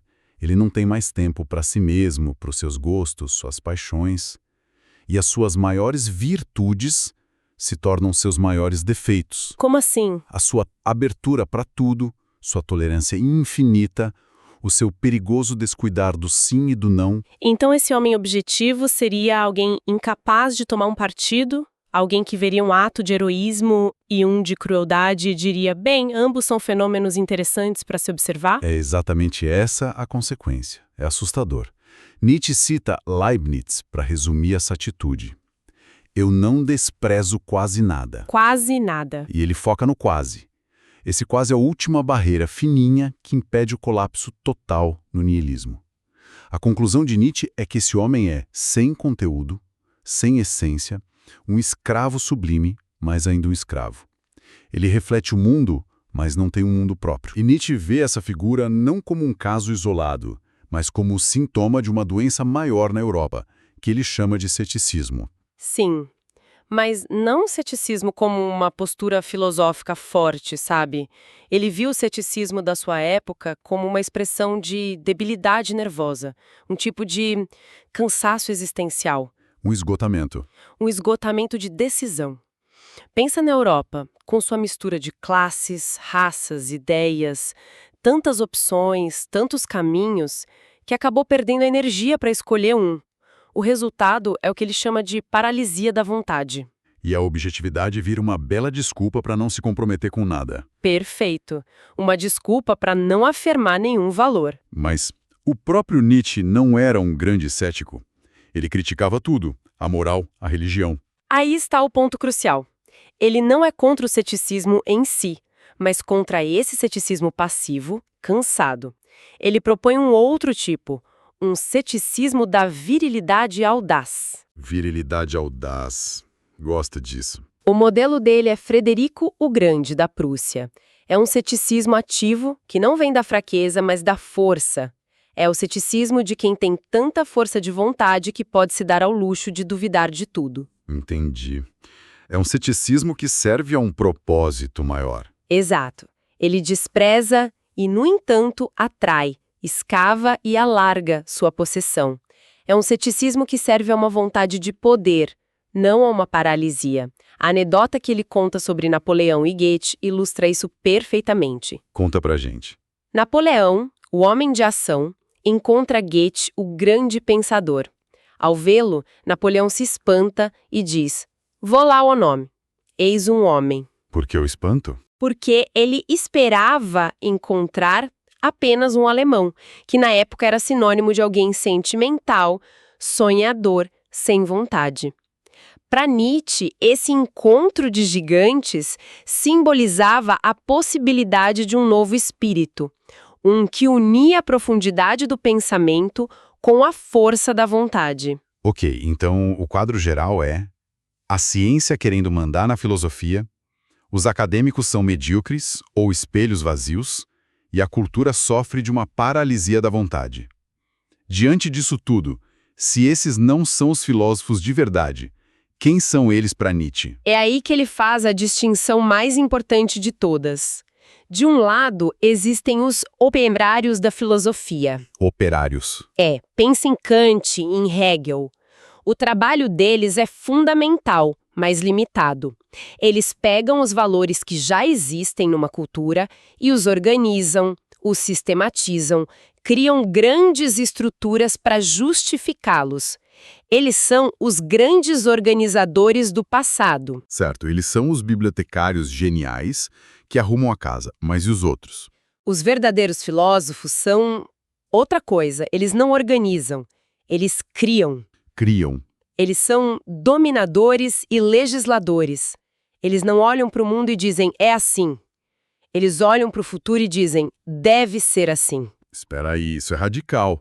Então a filosofia de verdade para ele não é sobre descrever o mundo, é sobre inventar o futuro? Exatamente. É uma tarefa que soa quase divina, criar valores do nada. Exato.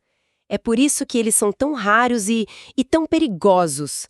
Eles usam todo o trabalho dos operários, toda a lógica, a ciência, a história, não como um fim, mas como um instrumento. Como um martelo para quebrar os velhos valores e forjar novos. Um martelo. Uau! E é por isso que ele termina essa parte com aquela pergunta que fica ecoando na nossa cabeça, né? Existem hoje tais filósofos? Já existiram. Não seria talvez necessário que eles existissem? E como seria esse filósofo do futuro? Ele dá alguma pista? Muitas. Primeiro, ele sempre estará em conflito com a sua época. Ele será a má consciência do seu tempo. A má consciência. Enquanto o mundo moderno, na visão dele, celebra a fraqueza, a compaixão, a igualdade, esse filósofo vai valorizar a força da vontade, a dureza consigo mesmo, a capacidade de sustentar decisões difíceis por muito tempo. É uma visão de grandeza bem solitária e dura, não? Parece o oposto de tudo que a gente costuma associar a ser uma boa pessoa. É totalmente o oposto. Nietzsche está redefinindo o que significa grandeza. Num mundo que empurra todo mundo para uma especialidade, para um cantinho, o filósofo deve buscar a grandeza na sua abrangência, na sua multiplicidade. Certo. E aí vem uma das passagens mais famosas dele descrevendo esse ideal. Será o maior aquele que souber ser o mais solitário, o mais misterioso, o mais diferente entre os homens, aquele que estará além do bem e do mal, que será transbordante de vontade. Transbordante de vontade.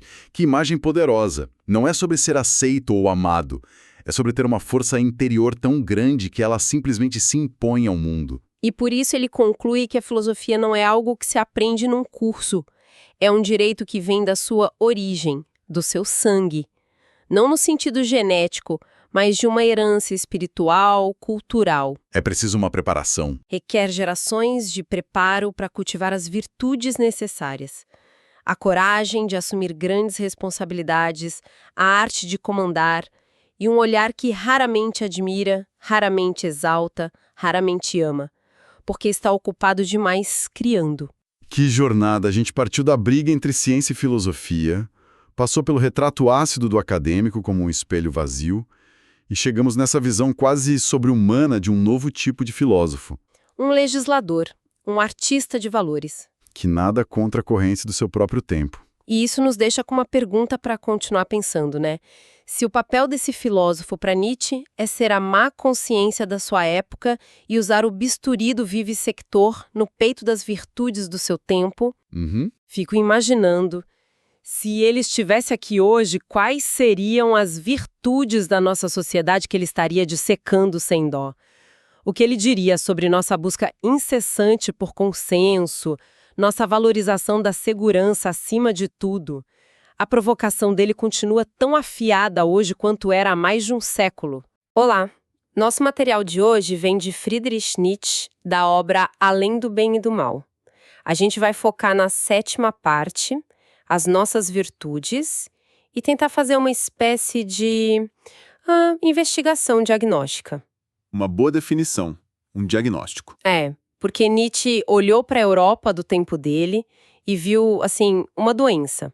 E o nosso objetivo aqui é entender os sintomas que ele descreveu. E que ele encontrou justamente nas nossas virtudes mais estimadas, né? Exato. Ele começa com uma pergunta que já é bem provocadora, no aforismo 214. Ele questiona: nossas virtudes? Só a pergunta já desestabiliza. Totalmente. Será que a gente ainda tem valores que são nossos? Ou somos só um eco, sabe, um eco meio desbotado do que os nossos avós acreditavam? E aí que ele já lança o tom de tudo. Ele nos chama de europeus de depois de amanhã. Uma mistura de muitas morais que a gente herdou sem nem perceber. Como assim? Entendi. Então essa é a condição moderna para ele.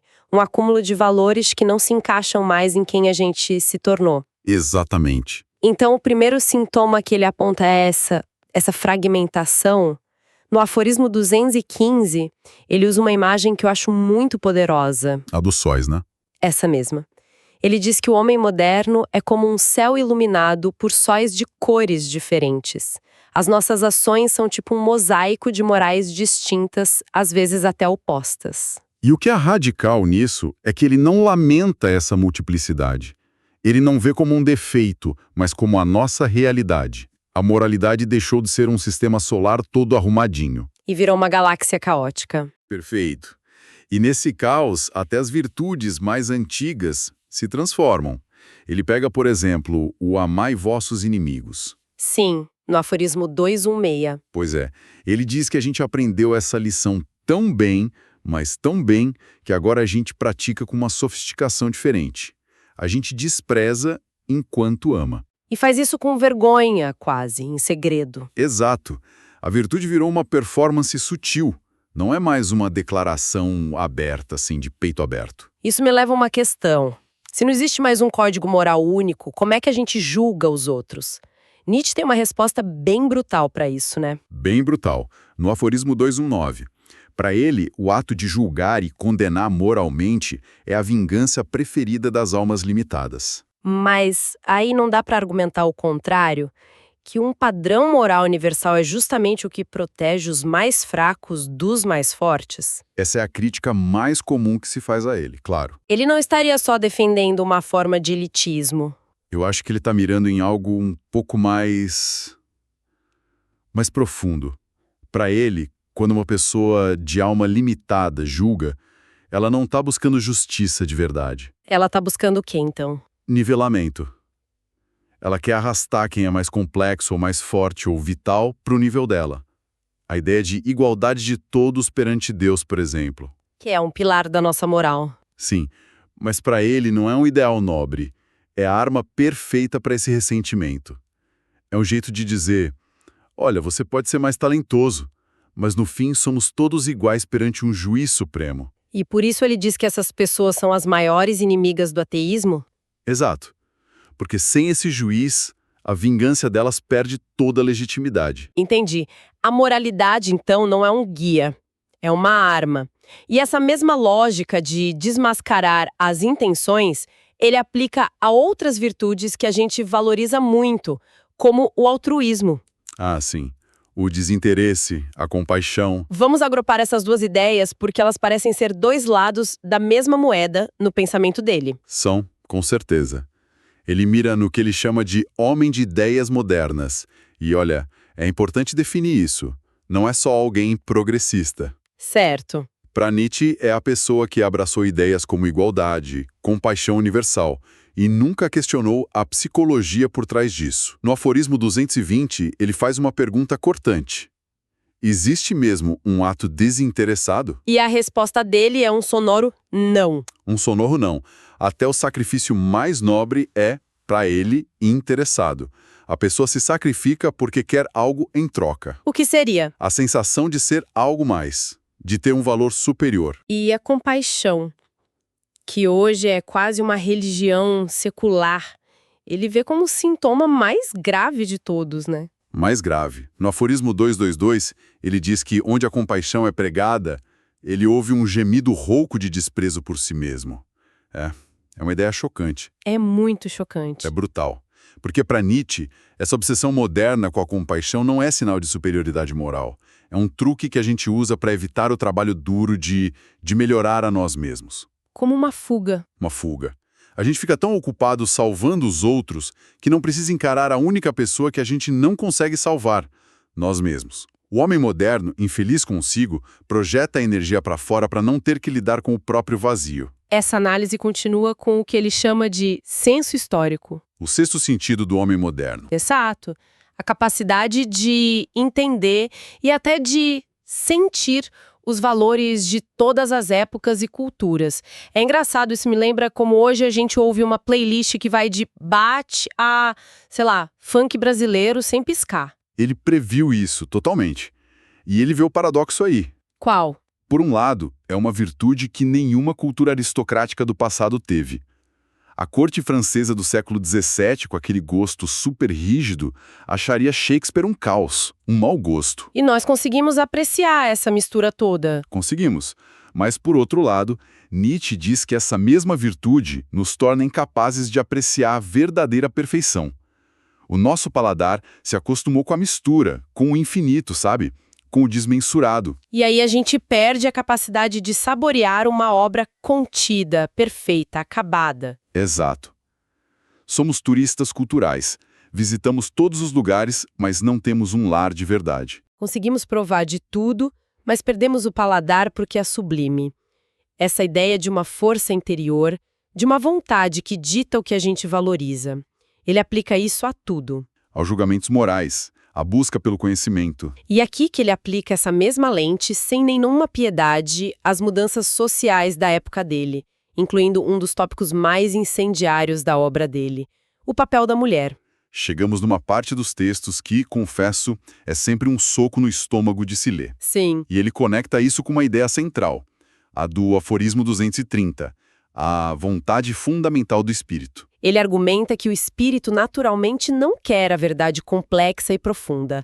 Ele quer dominar, simplificar, criar máscaras. E conhecer de verdade e ir a fundo seria um ato de crueldade intelectual, uma violência contra essa tendência natural à superfície. Exatamente. Uma ideia que parece prever a era da imagem do Instagram, onde a gente apresenta uma aparência simplificada de nós mesmos porque a realidade é mais difícil de dominar. E é com essa visão que ele aborda a questão da mulher, como ele faz essa conexão. De forma direta e, pra gente hoje, chocante. No aforismo 232, ele diz que a grande arte da mulher é a aparência, a superfície, a beleza, a mentira. E ele não diz isso como um defeito. Não. Ele diz que essa é a força dela. E que quando a mulher moderna, na visão dele, busca a ciência, a verdade, a independência, ela está abandonando a própria arte, a sua arma mais poderosa. E ele chama esse movimento de emancipação de um dos mais odiosos progressos do embrutecimento da Europa. Exatamente. Então, no esquema dele, não é só misoginia pura e simples. Ele enxerga isso como mais um exemplo do que ele chama de nivelamento. O desejo moderno de tornar tudo igual, o que para ele destrói a tensão criativa que nasce da diferença. É essa a lógica. Para Nietzsche, a força da cultura vinha da tensão, do antagonismo, da diferença entre polos. Mestre e escravo, aristocrata e plebeu, e nesse caso, homem e mulher. E a emancipação acabaria com essa tensão? Na visão dele, sim.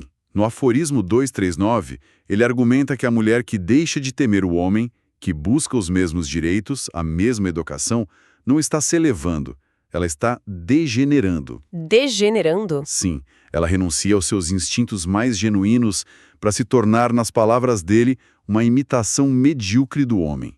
O que ele chama de o mais enfadonho dos seres. É uma visão que o coloca em confronto direto com todos os nossos ideais de hoje. Ele até chega a propor um modelo, né? A visão oriental. Sim, no aforismo 238. Ele diz que um homem profundo, de espírito e entranhas, só pode pensar na mulher à maneira oriental, como uma propriedade, um ser predestinado a servir e que, no servir, atinge a própria perfeição. E ele associa essa visão à racionalidade. O que é mais provocador ainda. Ele não associa a barbárie, mas a grande racionalidade dos gregos no auge que, segundo ele, se orientalizaram à medida que a cultura deles se fortalecia. É uma provocação deliberada, claro. Sem dúvida. Ele projeta o que ele via como um enfraquecimento moderno contra um ideal de força antiga que ele admirava. Certo. Então, para a gente amarrar as pontas, o diagnóstico de Nietzsche seria... Os sintomas são uma moralidade fragmentada, virtudes como a compaixão sendo usadas como fuga de si mesmo, a busca pela igualdade em tudo como sinal de enfraquecimento dos instintos. E tudo isso aponta para uma doença maior. A perda da força vital, da vontade de poder, em favor de uma moralidade que é segura, previsível e, para ele, medíocre. Perfeitamente resumido. O convite dele, por mais desconfortável que seja para a gente, é para que a gente olhe para os nossos valores mais caros e se pergunte, de onde eles vêm? Nascem da força ou da fraqueza? Exato. Onde nós vemos progresso moral na compaixão universal, na igualdade de direitos, na segurança, ele viu os sintomas de uma civilização cansada, uma civilização que prefere o conforto do rebanho à perigosa solidão das alturas. No fim das contas, no final desta sessão, Nietzsche deixa um alerta meio enigmático. Ele diz que a Europa criou um animal de cornos que ela prefere a Deus.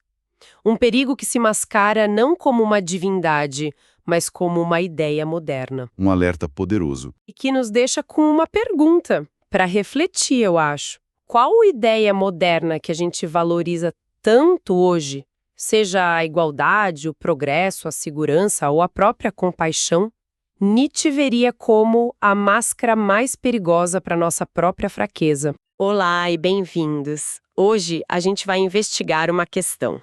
Quase um mistério. Como um filósofo lá no século XIX olhou para as nações ao seu redor e tentou, de certa forma, prever o futuro da alma europeia. O nosso detetive, no caso, é Friedrich Nietzsche. E as fontes são uma série de aforismos da 8ª parte de Além do Bem e do Mal, que se chama Povos e Pátrias.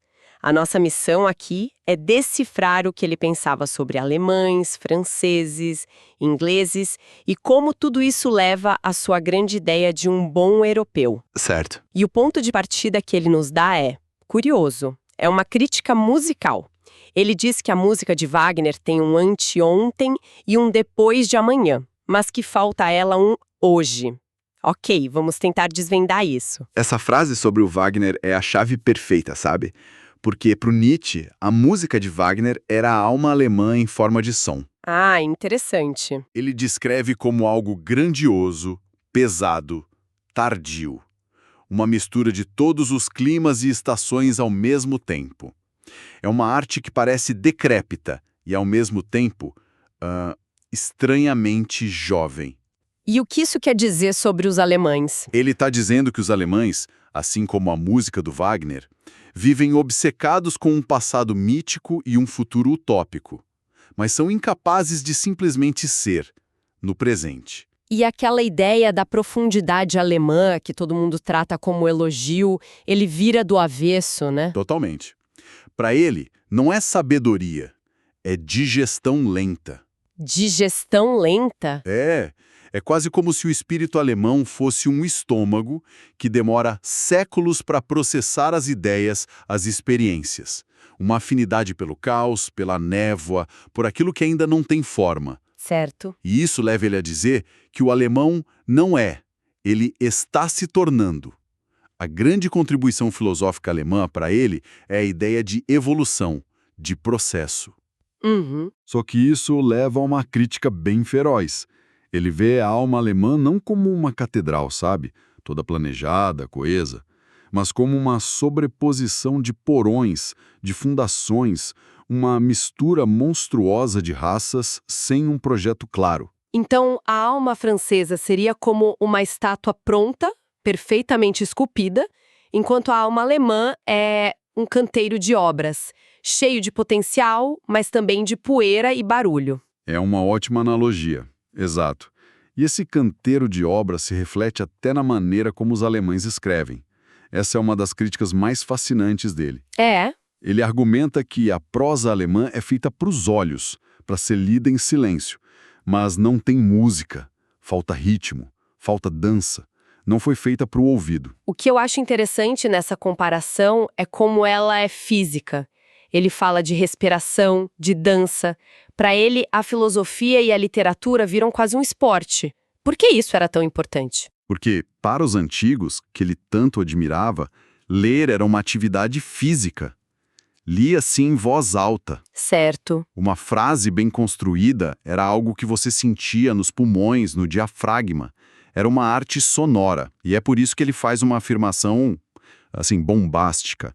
A maior obra-prima da prosa alemã não é de Goethe ou de qualquer outro escritor. É a Bíblia de Martinho Lutero. Uau! A obra-prima da prosa alemã é de um pregador? Isso é uma provocação e tanto, É uma provocação gigantesca. mas faz todo sentido no argumento dele. Lutero era um pregador. Ele entendia o poder da palavra falada.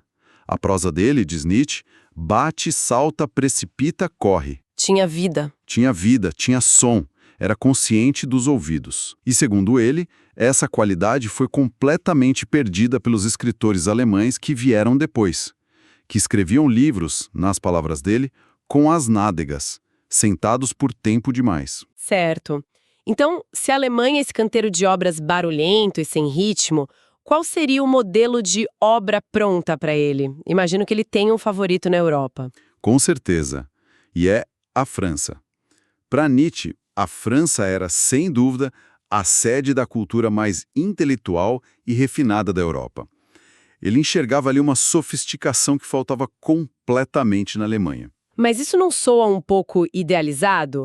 Quase como um estereótipo do francês refinado? Será que Nietzsche não estava só usando a França como um porrete para bater na própria cultura alemã? Ah, sem dúvida ele usava a França como um porrete, mas ele fundamenta essa admiração em pontos bem específicos. O primeiro é a paixão francesa pela forma, a ideia de lar por lar, a arte pela arte, sabe? Uhum. Onde o estilo e a beleza da expressão são tão importantes quanto o conteúdo. O segundo ponto, e talvez o mais importante, é o que ele chama de cultura moralista. Séculos de romances, de peças analisando a alma humana deram aos franceses uma sensibilidade psicológica incomparável. Ele cita Stendhal como o mestre supremo disso. E o terceiro ponto? É a síntese bem-sucedida do norte e do sul. A cultura francesa, para ele, conseguiu misturar o sangue e o espírito do norte germânico com a clareza e a sensualidade do sul mediterrâneo. E essa mistura, segundo ele, a protege do horrível cinzento do norte, daquela melancolia que ele sentia na Alemanha. Ok, então temos a França no topo como o ideal de cultura refinada. E no outro extremo do espectro, quem ele coloca? A Inglaterra, imagino? Exatamente. A Inglaterra é o oposto completo. A avaliação dele é brutal. Ele os chama de uma raça não filosófica. Para ele, pensadores como Bacon, Hobbes, Hume e Locke representavam um rebaixamento do conceito de filósofo. Eram mecânicos, niveladores, sem nobreza de espírito. Espere um pouco, ele chega a citar Darwin, John Stuart Mill, Herbert Spencer como exemplos de mediocridade intelectual. Colocar Darwin nessa categoria é uma afirmação bem forte. O que Nietzsche tinha em essência contra esse tipo de pensamento científico, utilitário, inglês? Era a falta de alma, de arte. Era exatamente isso. Ele via nessas ideias modernas, o utilitarismo, o evolucionismo aplicado à sociedade, uma depressão geral do espírito europeu. Certo. Para ele era um pensamento que só se preocupava com a sobrevivência, com a utilidade, com o bem-estar do rebanho, e que matava qualquer impulso para a grandeza, para o trágico, para o artístico. E ele também fala da falta de musicalidade dos ingleses, certo? Sim, tanto literal quanto metaforicamente. Ele diz que falta ritmo e dança nos movimentos da alma e do corpo deles. E ele conecta isso de forma muito curiosa à religião. Como assim? Segundo Nietzsche, é por serem uma raça mais triste, mais sensual, mais voluntarioso e mais brutal que o alemão, que eles se apegam tanto ao cristianismo. A religião funciona como uma disciplina, um contraveneno, para o que ele chama de spleen e extravio alcoólico ingleses. Spleen é uma palavra que a gente não usa todo dia. O que ele quer dizer com isso? É mais do que só tristeza, né? É um tipo de tédio existencial. Perfeito. Spleen é exatamente isso. É um tédio profundo, uma melancolia paralisante que ele associava ao clima cinzento e à alma inglesa. O cristianismo, com seus rituais e sua moral rígida, seria uma forma de manter essa natureza potencialmente caótica sob o controle. Ok, então ele basicamente demole a identidade alemã e a inglesa, cada uma por uma razão diferente. Isso me faz pensar sobre o grupo que, na época, não tinha uma pátria fixa na Europa. Como ele viu os judeus nesse quebra-cabeça? Essa é uma das partes mais complexas e, honestamente, mais surpreendentes da análise dele, especialmente quando a gente lembra do contexto da época. Ele começa afirmando que a dívida da Europa para com os judeus é imensa. Segundo Nietzsche, foi deles que a Europa herdou o estilo grandioso da moral. Toda a ideia do sublime, do terrível, o romantismo dos problemas morais. Tudo isso, para ele, tem raiz na tradição judaica. E isso já é uma visão muito diferente do antissemitismo que estava crescendo na Alemanha naquela época. Completamente. E ele vai além, ele os descreve como incontestavelmente a raça mais vigorosa, mais tenaz e mais genuína que vive na Europa. Uma raça que aprendeu a prosperar nas piores condições imagináveis. É uma defesa forte. E é crucial entender isso como uma crítica direta aos nacionalistas e antissemitas do tempo dele. Ele chamava a demência antifrancesa, a antissemita, a antipolaca, de pequenos obumbramentos, uma espécie de névoa mental, uma burrice que tomava conta da consciência alemã. E quanto à acusação comum da época de que os judeus queriam dominar a Europa, como ele lidava com isso? Ele vira essa acusação de cabeça para baixo de uma forma genial. Ele diz que o desejo mais profundo dos judeus não era dominar a Europa, mas o contrário, serem finalmente absorvidos e assimilados por ela. Era um desejo de pôr fim à sua condição de judeu errante, de nômade. Para Nietzsche, o antissemitismo era um movimento de gente ressentida que impedia esse processo. E isso nos mostra algo fundamental. Nietzsche era contra a fixação em qualquer identidade nacional. Ele via essas identidades como prisões a serem superadas. Certo. Então ele está demolindo tudo, critica a Alemanha por ser um projeto inacabado, a Inglaterra por ser medíocre e defende os judeus. Justamente por sua capacidade de adaptação, parece que ele está varrendo o tabuleiro. Onde ele queria chegar com essa demolição toda? Ele queria chegar ao futuro. Toda essa crítica era o trabalho de terraplanagem para sua grande visão profética, o surgimento do bom europeu. Ele enxergava um processo fisiológico inevitável que ele chamava de movimento democrático. Um processo lento de mistura, onde os europeus estavam se tornando cada vez mais parecidos, se desvinculando das amarras de clima, classe e nação. Mas espere aí. O movimento democrático para Nietzsche não era algo que ele desprezava? A criação de um homem de rebanho, medíocre, igualitário, como isso pode levar a algo bom? Aí está o paradoxo central e chocante do argumento dele. Por um lado, sim, a democratização cria um tipo humano útil, trabalhador, mais medíocre, um rebanho. Certo. Mas por outro lado, e aqui vem o pulo do gato, essas mesmas condições, a mistura de raças, a queda das hierarquias, a diversidade de estímulos, são, segundo ele, o terreno mais fértil para gerarem homens excepcionais, da qualidade mais perigosa e atraente. Então, para simplificar, a visão dele é que a mesma fábrica que produz em massa o homem comum tem uma linha de produção secreta nos fundos para criar super-homens, é isso? É exatamente isso. O futuro bom europeu seria um tipo de homem supernacional e nômade, com uma capacidade de adaptação imensa, livre dos preconceitos de sua terra natal. E ele já viu os precursores desse tipo humano em figuras como Napoleão, Goethe, Beethoven, Stendhal, Schopenhauer e até mesmo Wagner, apesar das críticas. Eram para ele os primeiros artistas com uma cultura mundial, figuras que já transcendiam suas próprias nacionalidades. Essa visão culmina numa afirmação que soa quase assustadora hoje. Ele diz que a democratização da Europa é, na verdade, uma preparação involuntária à formação de tiranos. Sim, tiranos no sentido mais amplo, espiritual e intelectual da palavra. A lógica dele é a seguinte: quando você cria um rebanho dócil e um mundo sem fronteiras rígidas, você abre um vácuo de poder. E nesse vácuo, esses novos indivíduos excepcionalmente fortes, adaptáveis e sem lealdade a nenhuma pátria, podem emergir e impor sua vontade numa escala nunca antes vista. É uma visão bem ambivalente sobre o que a gente chama de progresso. Profundamente ambivalente. Resumindo a nossa investigação, então. Partimos da crítica de Nietzsche à profundidade alemã como uma digestão lenta, passamos pelo contraste entre o que ele via como a elegância psicológica da França e a mediocridade filosófica da Inglaterra, e chegamos da sua visão surpreendente sobre os judeus como um ataque direto ao nacionalismo. E tudo isso serviu de base para sua profecia, a de que a mistura e a mediocridade da Europa democrática estavam paradoxalmente forjando um novo tipo de ser humano, o bom europeu. Exato. Um indivíduo transnacional e forte. E isso nos deixa com uma pergunta para refletir, que nasce diretamente dessas fontes. Nietzsche sugere que as mesmas forças que promovem a conformidade em massa, a globalização, a mistura de culturas, a dissolução de velhas ordens, são precisamente o terreno fértil para o cultivo de indivíduos excepcionalmente fortes, adaptáveis e talvez perigosos. Certo. A questão que fica no ar é: se esse paradoxo for verdadeiro, o que ele nos diz sobre a natureza do progresso hoje? E sobre quem serão as novas elites e um mundo cada vez mais interconectado e sem fronteiras?